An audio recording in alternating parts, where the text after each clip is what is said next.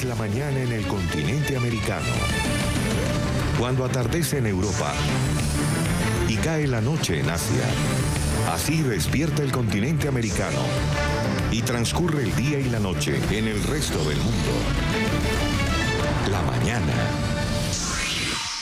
Vogue y NTN 24 te invitan a pintar tus uñas de rosa para que luchemos juntos contra el cáncer de seno. En tus manos está apoyar. En tus manos está la solución. Disponer la inmediata libertad de los indiciados detenidos Keiko Sofía Fujimori Guche. Así la justicia peruana ha anunciado la inmediata liberación de la líder opositora Keiko Fujimori, detenida la semana pasada en un marco de una investigación por lavado de activos. Por votación unánime, la segunda sala de apelaciones ha aceptado los recursos presentados por la defensa de Keiko y de otros 5 detenidos. Ha ordenado la anulación de la detención provisional a la que estaban sometidos y ha dispuesto su liberación. La resolución fue recibida con llanto de alegría por parte de la hija de Alberto Fujimori, quien participó en la audiencia junto a otros 3 detenidos. Han sido 7 días de calvario, muy duros, pero como lo dije en la audiencia, ha sido también una oportunidad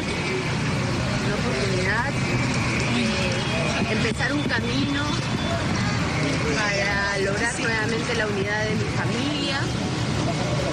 Es una oportunidad para reflexionar, para reunir también con nuestro partido. Yo salgo agradecida, a pesar de la injusticia, agradecida con tantas muestras de solidaridad. Y claro, esto también nos debe llevar a pensar de qué podemos hacer para evitar que esto no suceda con otras personas. Un buen día tengan todos, bienvenidos a su espacio matutino de información internacional, la mañana de NTN 24 en este 18 de octubre del 2018. Vamos a revisar lo que es noticia en el mundo y empezamos con una que está en desarrollo en Haití. Una situación caótica se ha vivido en las calles de la capital de Puerto Príncipe tras las manifestaciones que protagonizaron miles de ciudadanos. Protestan por el supuesto uso indebido de fondos de un programa de asistencia petrolera patrocinado por Venezuela. Según las denuncias, se habrían desviado 3.800 millones de dólares. La inconformidad de quienes exigen justicia y una investigación profunda del caso, así también como la renuncia del presidente, ha terminado en una gresca desorden social que deja, según información no oficial, un muerto y varias personas heridas. El mandatario habría sido emboscado y agredido por los manifestantes. Más de 100 migrantes hondureños que pretenden llegar a Estados Unidos esperan en la frontera salvadoreña la oportunidad de pasar el puesto de control en la localidad de Amatillo, avanzar así rumbo a Guatemala. Este grupo aspira a alcanzar a los más de 4.000 migrantes que ya superaron este punto en la ruta. Se calcula que al menos 3.000 personas buscan llegar a la Unión Americana pese a las amenazas del presidente Donald Trump de retirar la ayuda a Honduras si esta caravana no se detiene. Y en Venezuela están denunciando el secuestro de un dirigente sindical en el estado Anzoátegui, norte del país. Luis Chaparro fue sacado a la fuerza de su casa en la ciudad de Puerto La Cruz y fue subido a una camioneta negra sin placas de identificación. Así al menos lo denuncia en su cuenta de Twitter Omar González Moreno, diputado de la Asamblea Nacional por esta región, quien afirmó que el secretario general del Sindicato de Trabajadores de la empresa de cemento Vencemos fue detenido presuntamente por agentes del Servicio Bolivariano de Inteligencia Nacional. Hace unos meses Chaparro denunció la paralización de la empresa cementera y responsabilizó al gobierno de Nicolás Maduro de querer quebrarla para luego venderla. Reconocemos la legitimidad de Maduro hasta enero del 2019. Así lo ha sentenciado Josep Borrell, ministro de Exteriores de España, quien además afirmó que el expresidente del gobierno español y promotor del diálogo político entre el gobierno y la oposición venezolana, José Luis Rodríguez Zapatero, no tiene intereses petroleros relacionados con el Estado venezolano. Borrell señaló que la Unión Europea va a reconocer la legitimidad de Nicolás Maduro hasta el próximo 10 de enero, fecha en la que termina su mandato correspondiente al periodo 2013 y 2019. El canciller español también expresó su escepticismo con respecto a un cambio político en Venezuela en un futuro inmediato.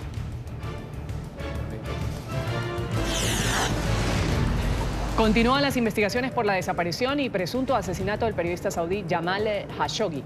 La policía turca registró durante 9 horas la residencia del cónsul de Arabia Saudita, realizó una segunda inspección en el consulado. Los expertos se retiraron con varias cajas, bolsas también llenas de evidencias en la sede diplomática.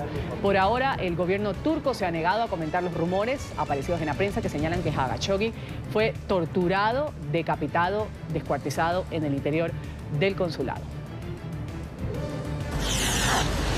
Residentes de la ciudad de Kerch, en Crimea, han rendido homenaje a las víctimas del tiroteo en escuela local, donde al menos 19 personas murieron. Los residentes llevaron flores, también guardaron silencio en memoria de los fallecidos. En el hecho, docenas de ciudadanos resultaron heridos. En las últimas horas, las autoridades obtuvieron un video en el que se aprecia al presunto atacante comprando proyectiles días antes del ataque mortal. El sospechoso se habría suicidado luego de perpetrar el atentado. El estado australiano de Queensland ha legalizado el aborto. El Parlamento aprobó por mayoría la medida en segunda votación, que enmendó una sección del Código Penal que lo penalizaba desde finales del siglo XIX. La votación fue de 50 votos a favor, 41 en contra. Esta reforma contempla la interrupción voluntaria del embarazo durante las primeras 22 semanas de gestación y después de este plazo solo se va a autorizar si la madre cuenta con el respaldo de 2 médicos. La normativa también establece un área de seguridad en torno a las clínicas que practican el aborto de 150 metros para evitar manifestaciones y acciones de condena contra las mujeres que acudan a practicarse la interrupción.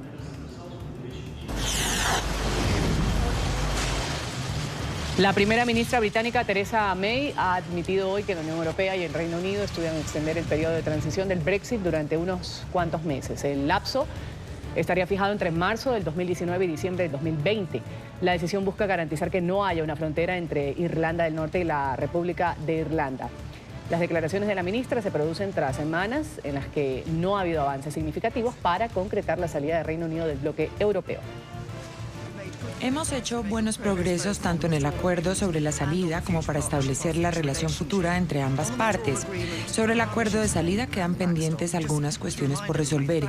Queremos asegurarnos de que no habrá una frontera dura entre Irlanda del Norte e Irlanda, si la futura relación no está establecida al final del periodo de implementación. La propuesta original de la Unión Europea era inaceptable para el Reino Unido. Habría creado una aduana en el mar de Irlanda. Este año presentamos una propuesta con la que podemos negociar. Y la fiesta le salió cara a Arturo Vidal. El futbolista chileno del Barça va a tener que pagar una multa de 800.000 euros por su participación en una pelea en una discoteca en Alemania junto a su hermano. Esto ocurrió en septiembre del 2017. Vidal y su hermano, que también fue multado, pueden recurrir a la decisión o aceptar la multa, lo que les evitaría pasar por los trámites de un juicio. Según la Fiscalía, Vidal se vio primero involucrado en una discusión, luego agredió a otros 2 hombres que sufrieron heridas leves.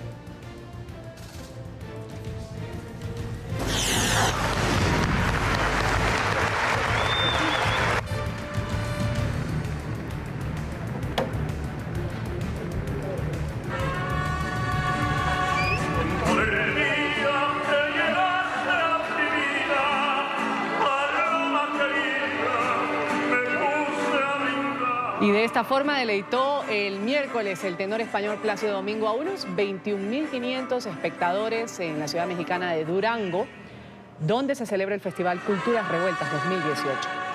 Plácido Domingo se presentó con un repertorio de temas clásicos, mexicanos también. Abrió su concierto, que se prolongó durante más de 2 horas, con una pieza de Richard Wagner, y cerró con canciones de folclore nacional, acompañado de un mariachi. El festival va a culminar el 28 de octubre.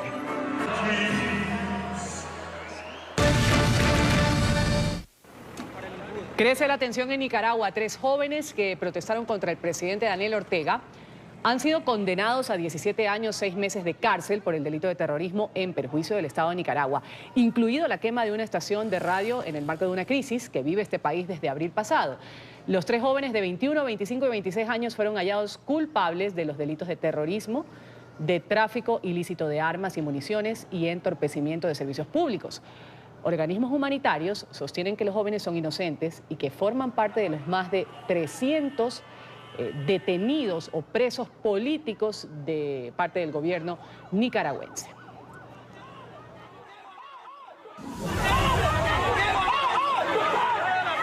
El régimen de Daniel Ortega intensifica sus esfuerzos para frenar a los que se le oponen. La intimidación, la represión y las violaciones a los derechos humanos se han convertido en su principal arma, en medio de la ola de manifestaciones para exigir la renuncia al jefe de Estado.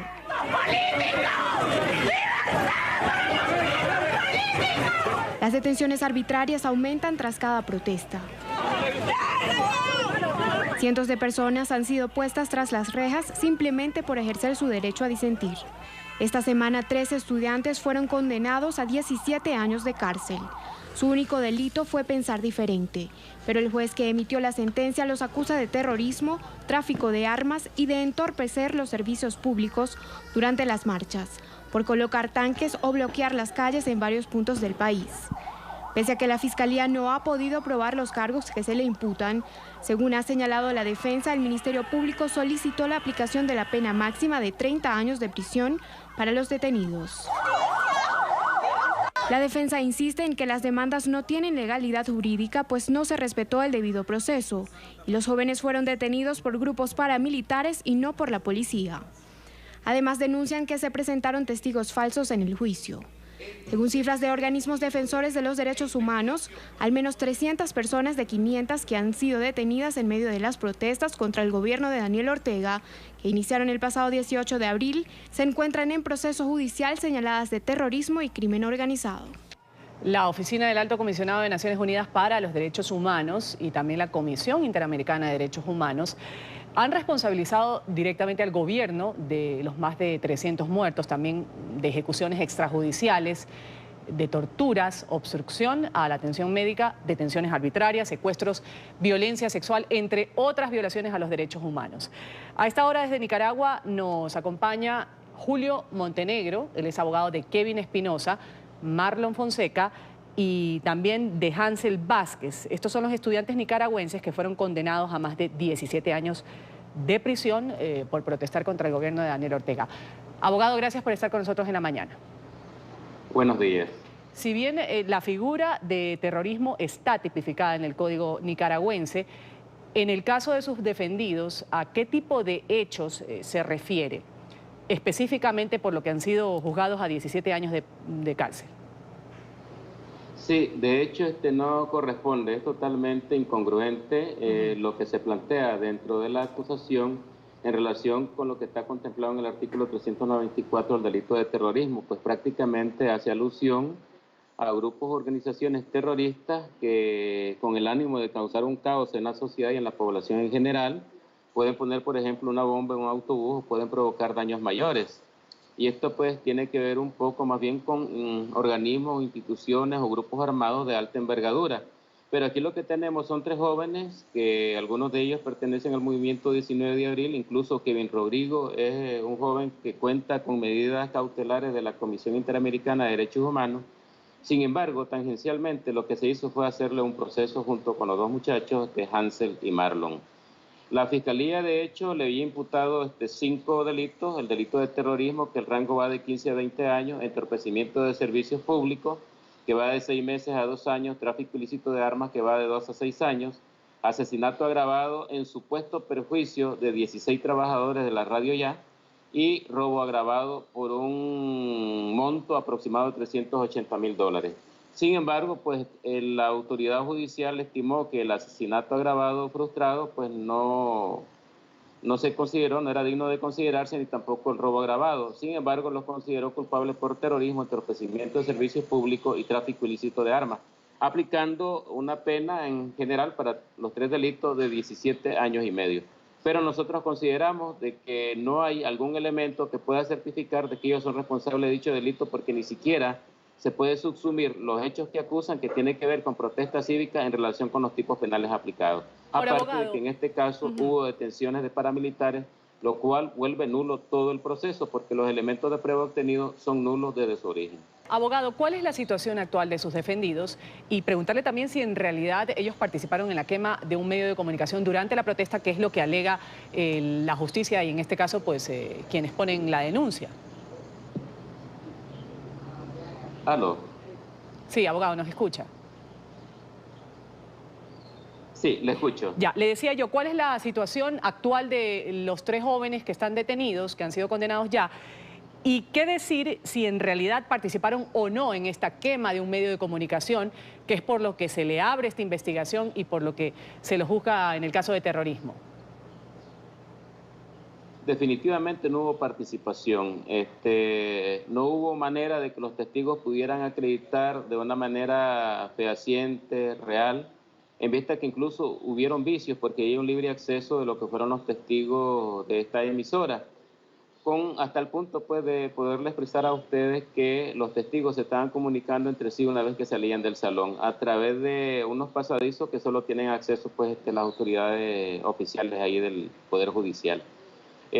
Ha habido restricciones en cuanto a los medios independientes de comunicación, solamente están los canales oficiales, aproximadamente de 6 a 7 canales, de tal manera que la única versión que sale de ese lugar es la versión que hacen las autoridades oficiales y no los medios independientes. Ahora, Ortega lleva 11 años en el poder, según como todo lo indica, quiere quedarse ahí mucho tiempo más. Ha negado las acusaciones de los opositores, asegura que todo se trata de un intento de golpe de Estado. Sus defendidos son personas jóvenes, en promedio de 21 a 26 años, dicen que son jóvenes que están en las calles, pertenecen a un grupo específico que está en contra de las políticas de Ortega. ¿Cuál es la verdadera razón y cómo se desmiente a este llamado golpe de Estado que pretende hacerlo como imagen internacional el mandatario Ortega? Yo considero pues de que ese tipo de interpretación de la realidad que vive el país no es la correcta. Dentro de las personas que estamos representando está Medardo Mairena, Pedro Mena, que es del movimiento campesino y que está reclamando desde hace años atrás por el asunto del canal interoceánico, donde muchas de sus tierras están siendo afectadas por dicho proyecto o fueron afectadas en un determinado momento, proyecto que nunca se ha concretado. Asimismo tenemos a Cristian Fajardo y María Dilia, que son del departamento de Masaya, que también son reconocidos dentro de lo que es la protesta cívica. Edwin Carcache, del sector de Managua, también un muchacho, un periodista, que también está guardando cárcel. Tomás Maldonado, incluso un compañero de lucha del actual presidente. Kevin Rodrigo Espinosa, Hansel Manuel y Marlon Fonseca, 2 de ellos periodistas encargándose del campo de la publicidad, ya periodistas egresados, autoconvocados de Tipitapa, de los cuales hubieron 12 procesados, 3 fueron considerados no culpables, 9 fueron considerados culpables, aplicándole penas que van desde los 15 años hasta los 24 años. El movimiento 19 de abril de Matagalpa, que ayer se inició juicio, vamos a continuarlo próximamente el 29 de octubre. Carlos Brenes, que de igual manera fue una persona que acompañó en la lucha guerrillera al actual presidente. Es decir, tenemos una serie de personas que no han participado en esos supuestos actos de terrorismo. Más bien, casi siempre se describe dentro de lo que son estas acusaciones situaciones que tienen que ver con tranques en las carreteras y gente que está marchando. Si no, como ejemplo, tomemos lo que pasó recientemente, este domingo que recién pasó, que incluso a las personas se les detuvo aproximadamente a 38 personas, que incluso estaban apenas reuniéndose dentro de un área privada frente a un supermercado de la capital Managua. Es decir, lo que aquí se está haciendo es evitando de que la gente pues haga su protesta cívica. Claro, lo que y las acusaciones pues tienen que ver mucho con eso. Y lo que está además garantizado, la protesta pacífica, el hecho de la libertad de expresión, la inconformidad que hay y que se ha visto en manifiesto desde abril pasado en las calles de Nicaragua. Gracias, abogado. Julio Montenegro ha estado con nosotros de la mañana. Él es abogado de 3 jóvenes que han sido ya sentenciados, condenados a 17 años de prisión por protestar en contra del gobierno de Daniel Ortega. Gracias, abogado. Un buen día para usted. Gracias a ustedes. Buenos días.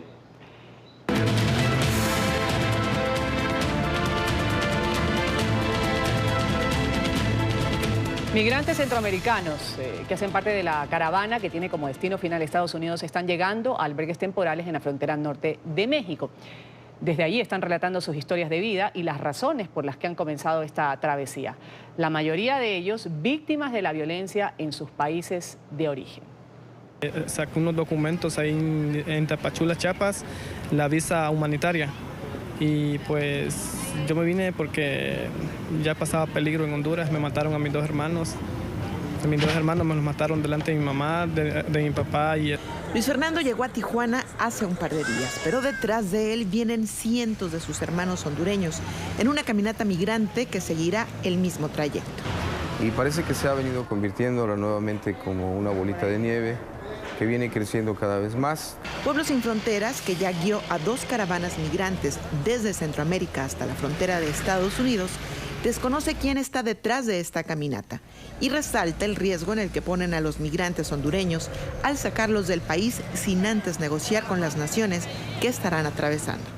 Tienen razón de venir migrando, buscando el sueño o huyendo de la violencia y de los problemas que ese país tiene como Honduras, ¿no? Pero debe de ser una manera un poco más organizada. En Juventud 2000, el albergue que recibió la caravana migrante este año, ya se preparan con nuevas carpas, aun cuando no tienen la certeza de que llegarán hasta Tijuana. Ahorita estamos a un 75%, imagínate si llega toda esta comunidad. Porque aquí se va un grupo de 8, de 10... Y llegan 20. Y llegan 15. ¿Y cómo le hacemos? Pues los acomodamos, ¿no? Y es que no solo es la caminata migrante la que preocupa a los albergues, también el incremento en el número de deportaciones, principalmente por el puerto de Mexicali. El número de deportados viene al alza. El año pasado tuvimos 15,000 por aquí por Mexicali que recibimos en la Oficina de Repatriación Humana y este año se estima que van a ser cerca de 30,000. En México, los delitos cometidos por organizaciones integradas por inmigrantes van en aumento. Ha sido la Procuraduría General de Justicia que señala que en el 2017 fueron detenidos 250 extranjeros cometiendo algún tipo de crimen. Pese a estas cifras, se incrementan las solicitudes de refugiados. Esta es la tercera entrega de la investigación periodística sobre el incremento de solicitudes de refugiados. Un informe de nuestra cadena aliada Excelsior Televisión. El robo casa habitación, la clonación de tarjeta de crédito son delitos que en los últimos años han sido cometidos en la Ciudad de México por organizaciones integradas por extranjeros, principalmente por ciudadanos de Venezuela y Colombia. De acuerdo con información de la Procuraduría General de Justicia de la Ciudad de México, del 1 de enero del 2012 al 30 de agosto de 2017, se logró la puesta a disposición de 250 extranjeros detenidos cometiendo un delito. Hay reportes y hay denuncias en base a este grupo de colombianos que se han venido a delinquir a la Ciudad de México, sobre todo robo a casa habitación, basado en las denuncias que se han presentado en la Procuraduría Capitalina e inclusive bandas que han sido detenidas de esta nacionalidad. Informes de la Secretaría de Seguridad Pública de la Ciudad de México señalan que 1 de cada 3 extranjeros detenidos en la comisión de un delito es de nacionalidad colombiana, sobre todo en el delito de casa-habitación. La figura de los famosos zorreros, así le llaman los colombianos, es porque precisamente ellos pueden llegar, identificar el lugar, orinar el lugar, defecar el lugar, y es una identificación entre los mismos sujetos que se dedican al robo de casa o habitación. Estadísticas de la Subsecretaría del Sistema Penitenciario, órgano perteneciente a la Secretaría de Gobierno de la Ciudad de México, señalan que en la actualidad se tienen dentro de sus cárceles a 228 ciudadanos extranjeros por delitos que van desde el robo calificado, homicidio, contra la salud, secuestro, delincuencia organizada, entre otros, de los cuales 104 son colombianos, 18 venezolanos, 11 de Perú, 22 de Estados Unidos, 19 de Honduras y 10 de Guatemala. Otros que han sido detenidos han alcanzado su libertad debido al nuevo sistema de justicia penal. Es un tema de procuración de justicia. Estamos viendo que muchas de las personas que son aprehendidas, que son entregadas a la Procuraduría, pues son libertadas gracias a los nuevos beneficios que tiene este nuevo sistema de justicia penal. Del periodo del 1 de enero de 2012 al 31 de mayo de 2017, el Tribunal Superior de Justicia de la Ciudad de México dictó sentencia condenatoria o absolutoria a 422 extranjeros, la mayoría son de nacionalidad colombiana, al contabilizar 180. Dentro de los delitos que más cometen son robo a casa habitación y clonación de tarjeta de crédito. En el caso de la clonación de tarjetas, el mexicano no era tan eficaz, tan activo, porque no tenía los mecanismos en su momento. Es más fácil que el mexicano pueda valerse del fraude, del engaño, que el uso de una tarjeta por el mecanismo. Estas son las condiciones que desarrollaría un extranjero para poder tener mejor auge y delito en la ejecución. Las constantes detenciones de extranjeros han generado una persecución xenofóbica contra ciudadanos de otras nacionalidades que viven de manera honesta en el país.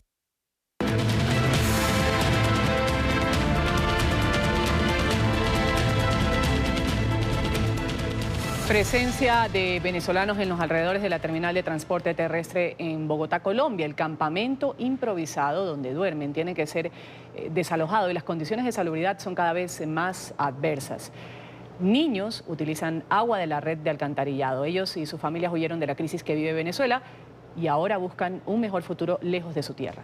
El drama es cada vez mayor. La acera y el césped sirven de colchón. El frío es testigo de las noches de los venezolanos en las calles del sector Salitre en el occidente de Bogotá. Son niños, adultos y familias completas que prefieren vivir así que quedarse en su país. Estos son unos huevitos que nos trajeron ahorita temprano que gracias a Dios hay gente que se apega todavía a los venezolanos y nos regalan comida. Gracias por todas esas personas que nos regalan comida. Bernardo duerme en este andén con sus hijos y esposa. Habla de la solidaridad del colombiano.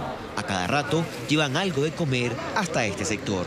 Pero hay un problema, no cuentan con agua potable y deben recurrir a la alcantarilla. Agarro agua de allí, como se dice en Venezuela, una naciente, pues, porque de verdadamente aquí no tenemos agua, aquí no nos traen casi agua. En sus rostros se ve el dolor de haber dejado su patria, su tierra.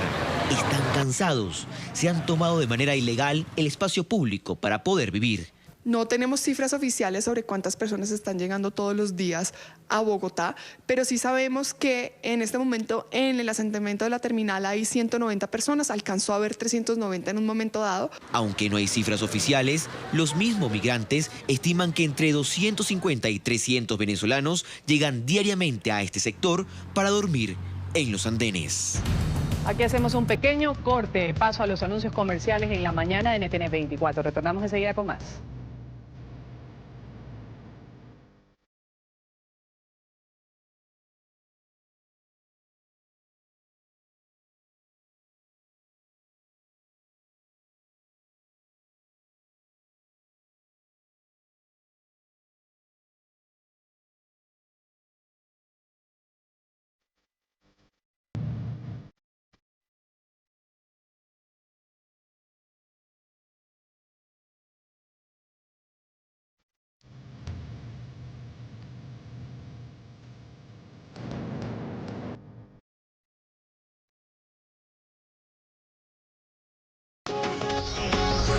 Ya regresamos con La Mañana.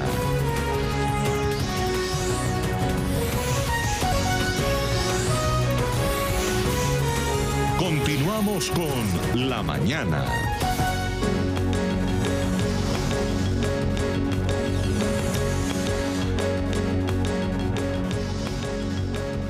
En Haití una situación caótica se ha vivido en las calles de Puerto Príncipe tras manifestaciones que protagonizaron ciudadanos que protestan por el supuesto uso indebido de fondos de un programa de asistencia petrolera patrocinado por Venezuela. Según las denuncias, se habrían desviado 3.800 millones de dólares. La inconformidad de quienes exigen justicia y una investigación profunda de este caso, así como la renuncia del presidente, es lo que están pidiendo, ha terminado en una gresca y desorden social que dejan, según información no oficial, un muerto y varias personas heridas. El mandatario, según lo reseña en medios internacionales, en la prensa escrita, habría sido emboscado, también agredido por los manifestantes.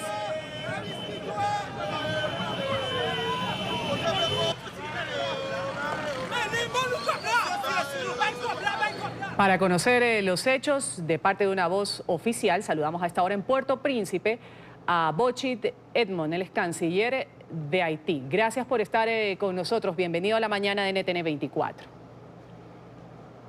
Muy buenos días. Es un placer estar con ustedes hoy. Un buen día, canciller. Un gusto tenerlo nuevamente aquí en el Canal de las Américas y para toda nuestra teleaudiencia. Conocer de una fuente oficial qué fue lo que sucedió. Sabemos que hay protestas en las calles. Están diciendo, mientras no hay hospitales, mientras pasamos pobreza, hay unos casos de corrupción que están sobre la mesa, es lo que denuncia la gente en la calle. Sin embargo, queremos saber si se han dado estos hechos violentos en donde se menciona que han tenido que sacar de urgencia incluso al presidente de los haitianos. Primero quisiera decirle, no fue la verdad, el presidente no fue sacado. Ayer hemos conmemorado los 212 años aniversario de la muerte del fundador de la nación, Jean-Jacques Dessalines. Como es de tradición, el presidente y su gobierno siempre se presentan al sitio para ofrecer una ofrenda floral a la memoria del fundador de la nación.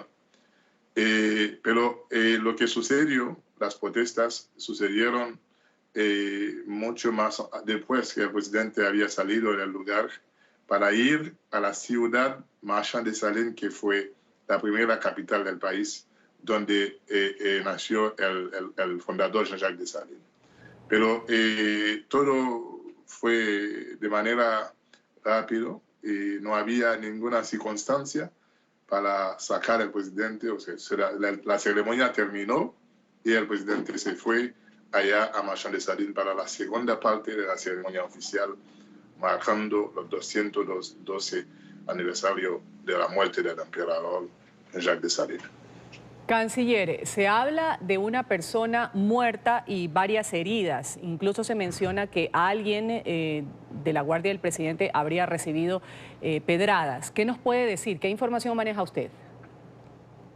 Por supuesto, según la fuente policial, parece que están hablando de 2 muertos oficialmente, esperando una cifra definitiva.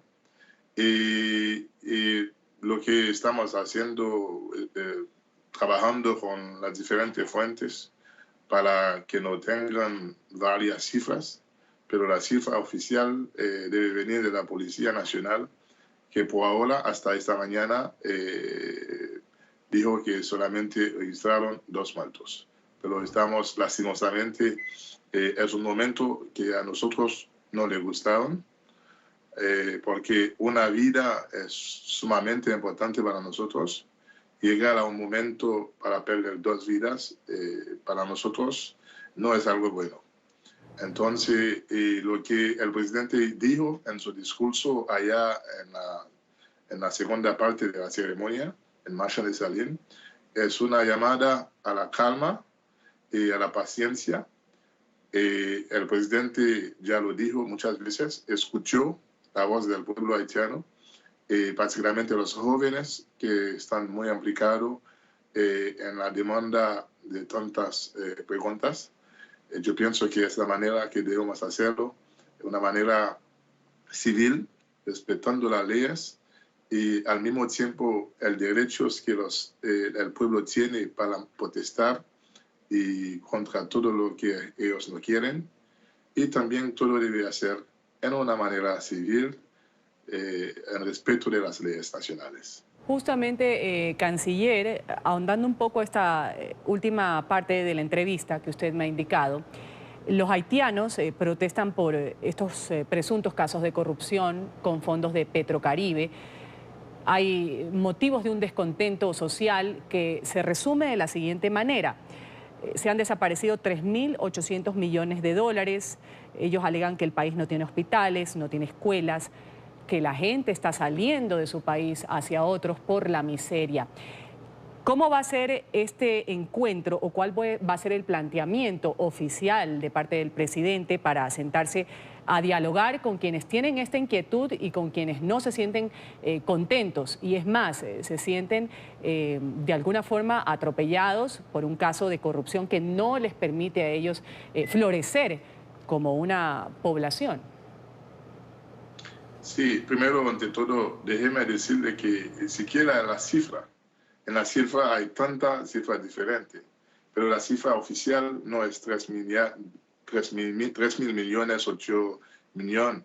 Estamos hablando de 1.000 millones, 7 millones, de 1.100 en vez de 3.8. Es ya una batalla de cifra, pero la cifra oficial no es 3.8.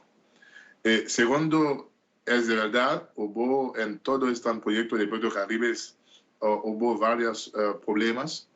El presidente lo dijo ya, este nuevo gobierno tiene el mandato del presidente y también del pueblo. Tenemos que aclarecer, tenemos que buscar lo que sucedió, lo que pasó con estos fondos. Hay proyectos que terminaron, hay proyectos que no han terminado. Hay que buscar por qué, hay que saber por qué. La gente, el pueblo haitiano, particularmente los jóvenes, están preguntando exactamente qué sucedió. Y el presidente y el gobierno están trabajando, están dedicados a dar respuestas. Y estas respuestas deben pasar para un proceso, para un juicio, un proceso legal, un debido proceso para evitar que alguien que hay nada que ver con estas cosas, que esas cosas no van a pagar por los que tienen que ver con eso.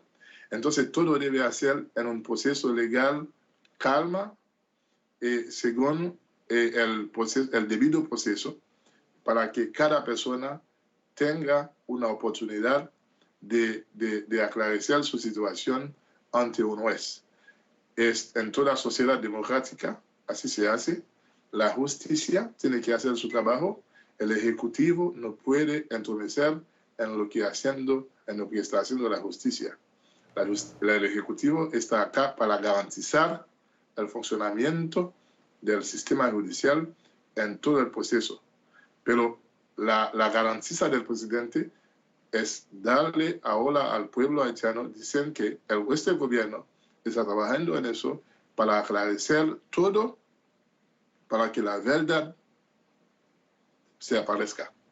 Y una vez más, para terminar con eso, lo que están culpables pagan, y lo que no están culpables para que sea claro para todos.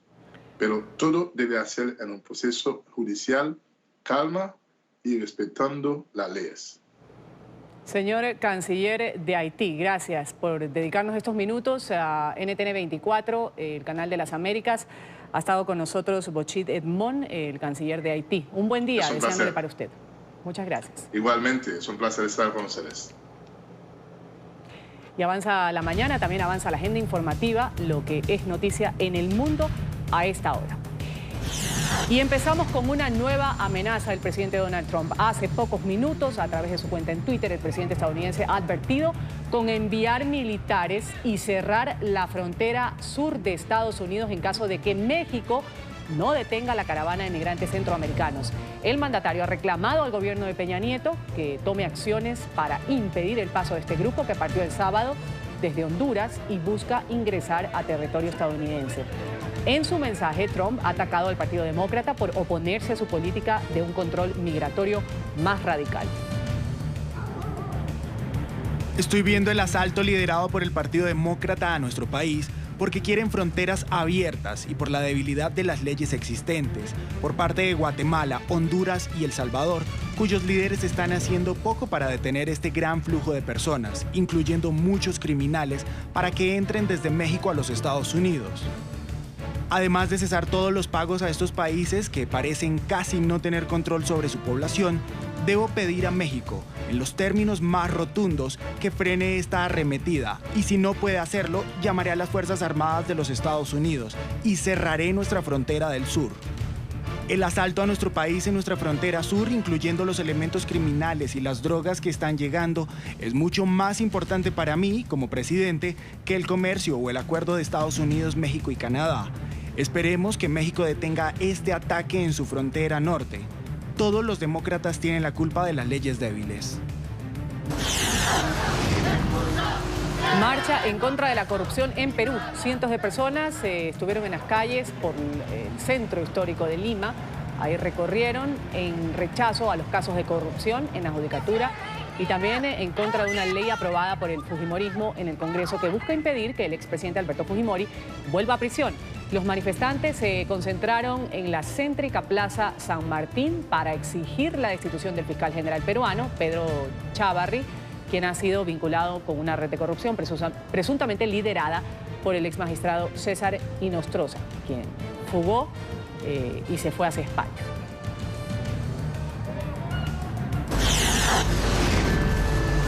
El presidente de Corea del Sur, Moon Jae-in, se ha reunido con el Papa Francisco para extenderle la invitación del líder norcoreano Kim Jong-un a que el sumo pontífice visite Corea del Norte. El secretario de prensa surcoreano dijo que el Papa manifestó que espera la invitación formal para estudiar la posibilidad de esta visita a Pyongyang.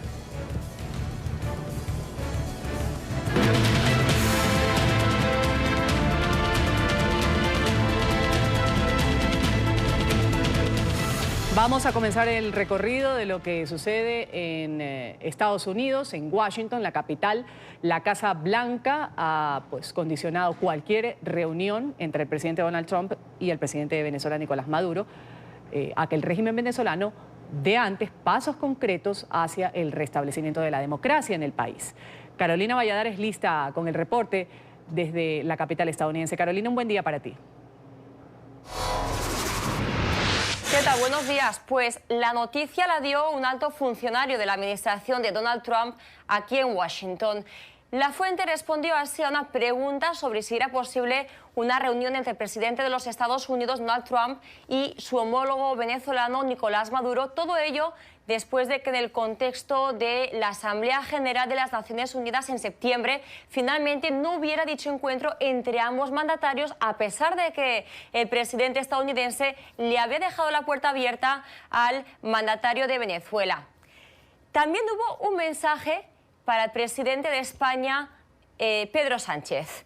La fuente le mandó el recado al mandatario español durante su próximo viaje a Cuba, anunciado para los días 22 y 23 de noviembre, que aproveche esta visita para decirle alto y claro a las autoridades de La Habana que dejen de interferir en la política nacional de Venezuela. Desde Washington, Carolina Valladares para NTN 24. Carolina, vamos a agradecerte por ese reporte desde la capital estadounidense. Vamos a hablar ahora de los residentes de un condominio en la ciudad de Nueva York, que es bautizado como Trump Place. Han dado su voto favorable para remover o quitar el nombre del presidente de la fachada del edificio. Con ello, la edificación, que está ubicada en Manhattan, se adhiere a la lista de propiedades que han tomado distancia de la marca del presidente Trump tras la llegada del republicano a la Casa Blanca. Alejandro Rincón, listo con el tema desde Nueva York. Alejandro.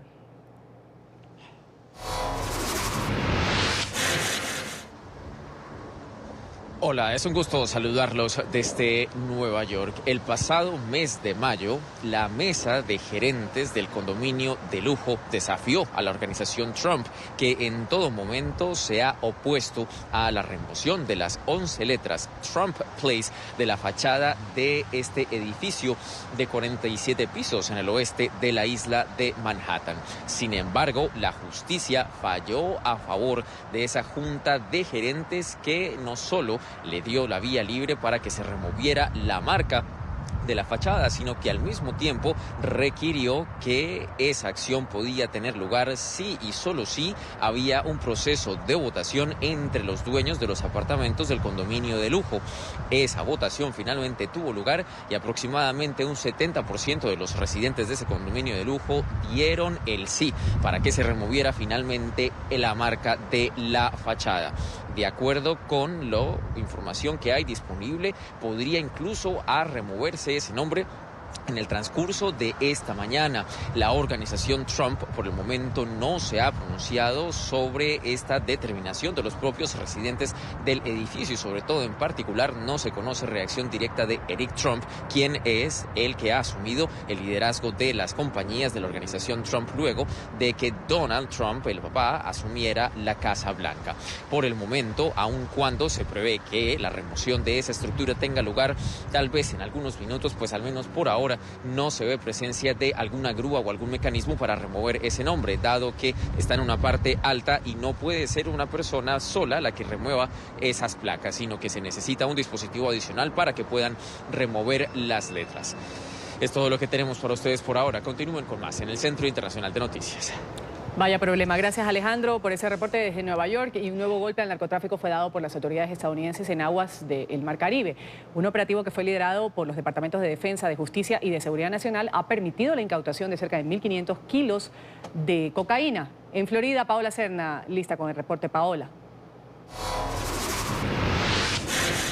Hola, ¿qué tal? Muy buenos días. La Guardia Costera desembarcó en la base naval de Miami Beach en la incautación de por lo menos 3.500 libras de cocaína y alrededor de 50 libras de marihuana valuadas en cerca de 47 millones de dólares. Este fue un operativo realizado entre varias agencias federales, incluyendo el FBI, pero que también contó con la colaboración de agencias a nivel internacional. El operativo se realizó a cabo en el Caribe y estas incautaciones que también se hicieron efectivas con la colaboración de por lo menos 3 buques de la Guardia Costera se realizaron en Haití, en Aruba y también en República Dominicana. El mes pasado, en el mes de septiembre, se había realizado uno de los mayores operativos de decomiso de droga. Esto fue en el puerto de Fort Lauderdale, en donde fue desembarcada esta droga valuada en cerca de 150 millones de dólares. El operativo reciente se realizó entre los meses de septiembre y octubre. La información desde Miami, soy Paola Serna. Continúen con más desde nuestros estudios centrales.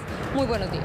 Buen día, Paola, y lo haremos. Vamos a continuar luego de esta pausa comercial. Antes de irnos al corte, vamos a adelantarle lo que viene en el siguiente bloque. En México han puesto ya un mega operativo.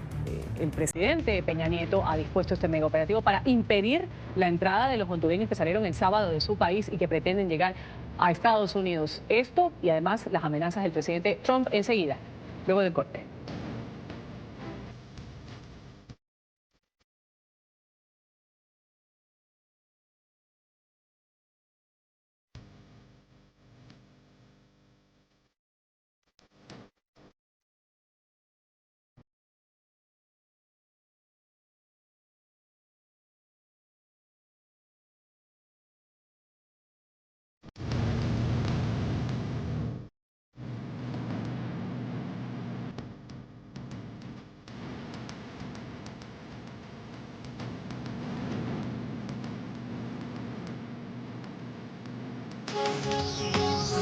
Ya regresamos con La Mañana.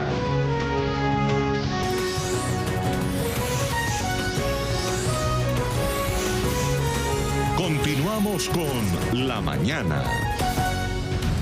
Continuamos con más del programa La Mañana, agradeciendo por supuesto su sintonía con el Canal de las Américas. Revisamos lo que es noticia en el mundo. Y esta noticia tiene que ver con el mega operativo en México para impedir justamente la entrada de los migrantes de la llamada caravana que llega desde Honduras. El gobierno de Enrique Peña Nieto ha desplegado fuerzas militares y policiales en su frontera sur con la idea de frenar a aquellos ciudadanos que no cuenten con documentos, o sea, casi la mayoría. La movilización cumple hoy su 6º día de travesía, sigue en territorio hondureño, donde gracias a los aportes de pobladores locales se reponen fuerzas para seguir su marcha, en un reto que se han establecido, y un reto claro también al presidente de Estados Unidos, que amenaza con detenerlos y deportarlos si intentan entrar a la Unión Americana. Un camino errante. Aunque tienen un objetivo y un punto de destino claro, son muchos los obstáculos que tienen que atravesar. ¡Esta es nuestra Honduras libre! Ellos emprendieron un viaje huyendo de la pobreza y la inseguridad de la que culpan al gobierno hondureño. Estados Unidos o Canadá, el anhelado punto de llegada para construir una vida mejor, con más oportunidades y sin marcas de violencia. Pese a las amenazas de Washington, esperan conmover al presidente Trump. Primeramente Dios, que el presidente pues, de Estados Unidos los tenga las puertas abiertas para poder entrar, ¿verdad? Ese es el propósito de nosotros, de que no es a fuerza, sino que la gente sea tocada a la voluntad de Dios. En el camino encuentran la mano amiga, esa que hace más fácil el andar. En Zacapa, Guatemala, una pausa para tomar fuerzas. Recibimos la noticia que venían muchos hermanos de Honduras caminando y eso, y nos dio ese corazón pues de ayudar a nuestros hermanos hondureños pues, y pues nos unimos en grupo de Zacapa. Están muy cerca de llegar a su segundo país de tránsito, México. Allí una polémica ronda a esta caravana migrante llena de sueños. El gobierno federal ordenó reforzar militarmente la frontera y evitar el paso de quienes legalmente no puedan ingresar al territorio.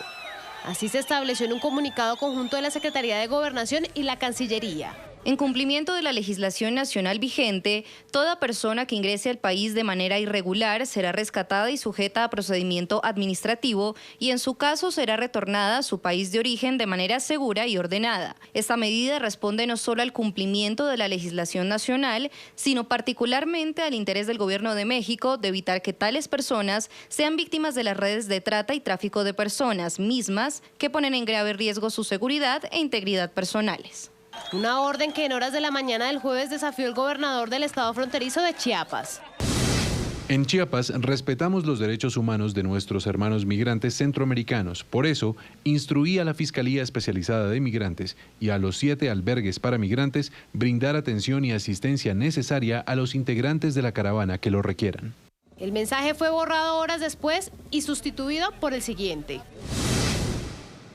El gobierno de Chiapas respalda la política migratoria del gobierno de México y coadyuvará en todo momento con las autoridades migratorias del país para garantizar un flujo migratorio ordenado y legal en la frontera sur. Pese a la postura de la administración de Enrique Peña Nieto, el presidente electo Andrés Manuel López Obrador piensa distinto sobre la llegada de los migrantes al país. Se trata de dar opciones, de dar alternativas, de que quienes salen de sus pueblos en busca de trabajo tengan oportunidades de trabajo. Nosotros en México, a partir del 1 de diciembre, vamos a ofrecer empleo a migrantes centroamericanos. Ese es un plan de trabajo que tenemos, que el que quiera trabajar en nuestro país va a tener apoyo, va a tener una visa de trabajo, no atender el asunto solo con deportaciones o medidas de fuerza. Mientras los caminantes avanzan, la Cruz Roja Mexicana informó que está preparada para brindar apoyo. Más de 50 voluntarios se movilizaron a Tapachula, Chiapas. En este punto, además se instalará una clínica móvil y dispondrán 5 ambulancias. Bueno, lo que sucede ahí, hay mandatarios, hay política internacional, hay un apoyo que está en juego y amenazado también. Y en medio de todo eso, la gente hondureña que dice salir de su país precisamente para no caer en los riesgos que trae la violencia que habita y que los ha obligado pues a ellos a explorar otros campos, a pesar de los riesgos que eso también conlleva. Vamos a saludar a esta hora en Ciudad de México a Marta Sánchez. Ella es presidenta del Movimiento Migrante Mesoamericano. Marta, buen día, bienvenida a La Mañana. Ruth, muy buenos días. Un saludo a la audiencia latinoamericana y de Estados Unidos. Gracias por estar con nosotros, Marta. Usted entiende y puede describir mejor toda la situación que se está viviendo. Hay amenazas del presidente Trump, que no me avancen los hondureños, que no lleguen a Estados Unidos. Y si lo hacen, pues a ustedes, a Honduras les quito el apoyo económico.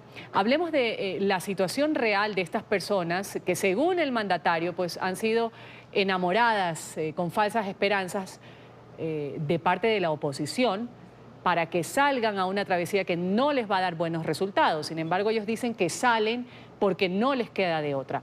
¿Cuál es la verdadera realidad de este caminante hondureño que ahora avanza con amenazas en su trayecto hacia Estados Unidos? Pues la verdad, mira, es que este éxodo, porque es un verdadero éxodo, no es una caravana, es un éxodo real, ha sido prácticamente autoconvocado. Empezaron por las redes sociales algunos de los chicos que han sido deportados y que han intentado varias veces llegar a Estados Unidos, y esto fue creciendo como una avalancha y es un ejercicio de resistencia civil pacífica impresionante que debería tener a los gobiernos pensando en otras alternativas y no en la represión. Ahora, ¿cuál va a ser el proceder? Ahora pues vemos que el mega operativo que hay en México para evitar el avance de los hondureños, va a haber enfrentamientos, ya lo ha habido en Guatemala. ¿Qué se puede esperar en las próximas horas? Pues mira, ya están llegando a la frontera los primeros, de hecho ya llegaron a la frontera, están sentados esperando a que llegue más gente. Nosotros esperamos que México, deseamos y queremos que México se comporte decentemente y haga lo que tiene que hacer, que es analizar caso por caso quienes son merecedores de asilo y de refugio y de protección complementaria, porque la mayoría de esta gente no viene huyendo de la pobreza. La mayoría de esta gente ya no huye de la pobreza, huyen de la violencia y del peligro en sus vidas, que es un peligro muy real y muy presente y muy inmediato. Así que México lo que debería hacer es hacer lo que tiene que hacer de acuerdo a la ley internacional y de acuerdo a los tratados internacionales que México ha firmado todos, que es ver caso por caso y dar oportunidad de que se presente la solicitud de asilo. ¿Qué deben hacer los presidentes, los mandatarios, que son protagonistas y que deben darle bienestar a sus ciudadanos? En este caso se han reunido con el presidente de Estados Unidos, Mike Pence, semanas atrás. ¿Qué se puede o qué deben hacer ellos para garantizar la salida de estas personas, este éxodo, como usted bien lo ha mencionado? Pues es que lo primero que se debe hacer es dejar de intervenir en los asuntos internos de las naciones, que solo han logrado descomponer más todavía la desgobernabilidad que hay en América Latina. Deben dejar de intervenir y deben de dejar de pensar solo en el paradigma de la represión y de la contención y de una migración ordenada y segura. Y lo que deben hacer es empezar a resolver los problemas en sus propios países. Cuando hubo cambio de régimen en Honduras, la migración bajó muchísimo. ¿Qué pasó? Le dieron golpe de Estado y la migración volvió a aumentar y la situación ha seguido complicándose hasta que la gente hondureña está dispuesta a todo menos a seguir aguantando. Marta, gracias por estar con nosotros. Marta Sánchez, presidenta del Movimiento Migrante Mesoamericano, ha estado en la mañana de NTN 24. Un buen día para usted, Marta. Muy buen día y te agradezco mucho.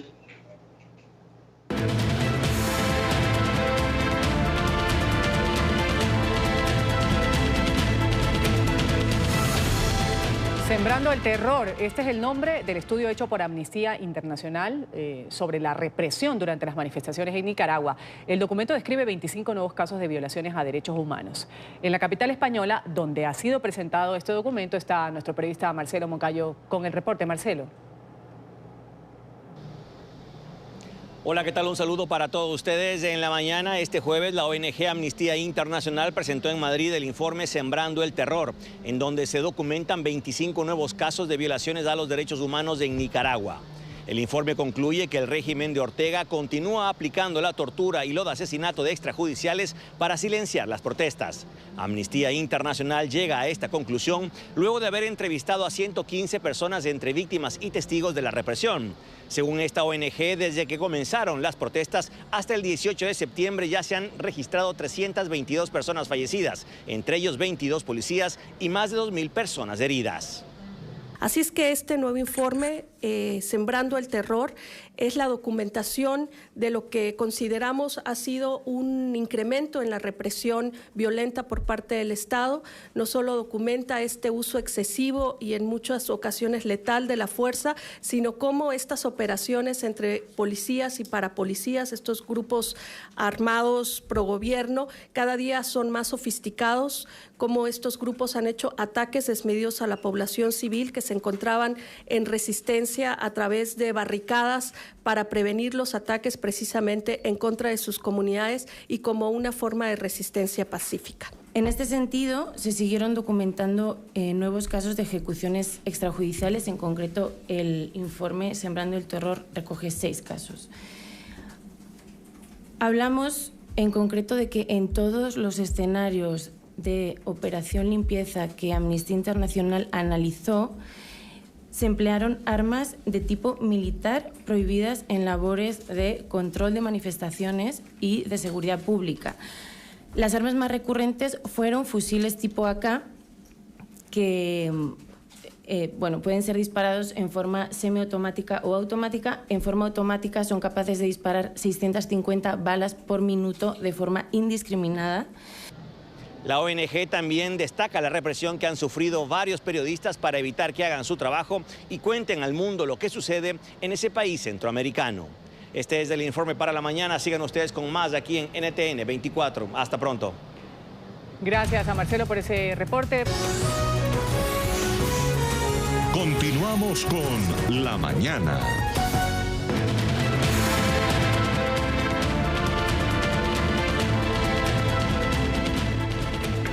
Organizaciones de inmigrantes en Chile acusan al gobierno del presidente Piñera de disfrazar una deportación masiva con el denominado Plan de Retorno Humanitario.